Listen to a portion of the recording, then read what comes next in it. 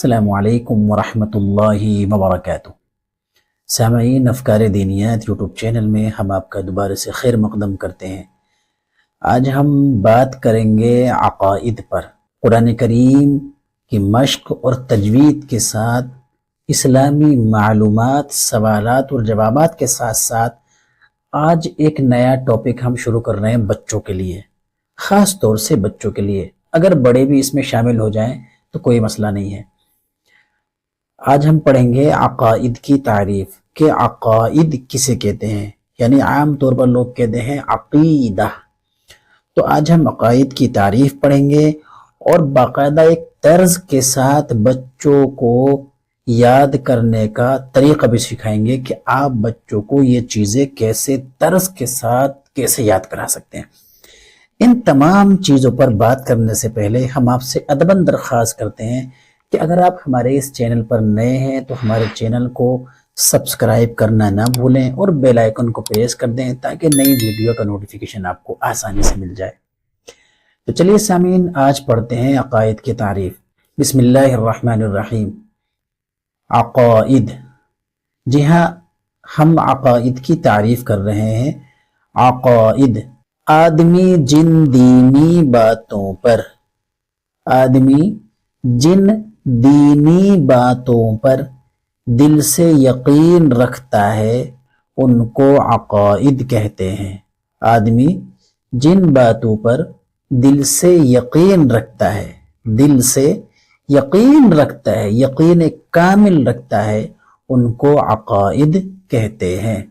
قرآن کریم میں اللہ تبارک و تعالی نے ارشاد فرمایا، ان الذین آمنوا وعملوا الصالحات لهم جنات النعیم۔ ترجمہ، بے شک جو لوگ ایمان لائے اور انہوں نے نیک عمل کیے، جو لوگ اللہ کی ذات پر ایمان لائے اور انہوں نے نیک عمل کیے، ان کے لیے نعمتوں کے باغات ہوں گے۔ جنات النعیم، ان کے لیے جنت کے اندر نعمتوں کے باغات ہوں گے۔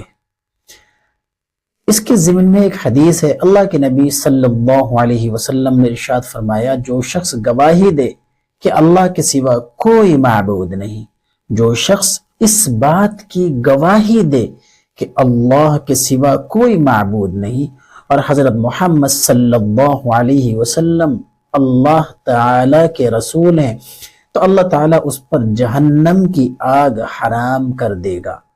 اللہ کے نبی صلی اللہ علیہ وسلم نے ارشاد فرمایا، جو شخص اللہ کے علاوہ کسی کو معبود نہ سمجھے، صرف اللہ کی ہی عبادت کرے اور محمد صلی اللہ علیہ وسلم کو اللہ کا آخری رسول جانے، آخری رسول مانے، تو اللہ تبارک و تعالی اس پر جہنم کی آگ حرام فرما دیتا ہے۔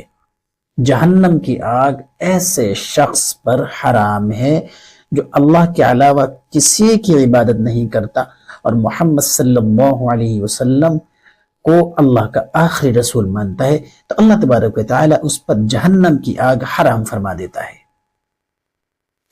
اب اس ضمن میں دو کلمے، کلمہ طیبہ اور کلمہ شہادت، میں ان کو طرز کے ساتھ گنگناؤں گا، یعنی اس طریقے سے گنگناؤں گا کہ آپ بچوں کو مزے لے کے پڑھا سکتے ہیں ترجمے کے ساتھ۔ یعنی بچے جو ہے گنگنا کے ساتھ، گنگنا یعنی ایک ترنم کے ساتھ، طرز کے ساتھ، میٹھی آواز کے ساتھ، کیونکہ آج کل جو بچے ہیں نا وہ تھوڑا کچھ یونیک چاہتے ہیں، کچھ انوکھا چاہتے ہیں، تو ہم چاہ رہے ہیں کہ جو کلمہ طیبہ ہے اور کلمہ شہادت ہے اس کو طرز کے ساتھ ہم بچوں کی خدمت میں پیش کریں تاکہ بچے اس کو بہت ہی مزے لے کے پڑھیں اور ترنم کے ساتھ پڑھ لیں اور ان کو دو کلمے بھی یاد ہو جائیں۔ آج ہم پڑھیں گے کلمہ طیبہ۔ عقائد کے تحت کیا پڑھیں گے؟ کلمہ طیبہ۔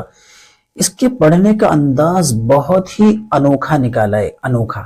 اب دیکھیں اس کو ہم طرز کے ساتھ اسے پڑھیں گے، کلمہ طیبہ، کلمہ طیبہ، لا الہ الا اللہ محمد رسول اللہ، لا الہ الا اللہ محمد رسول اللہ صلی اللہ علیہ وسلم۔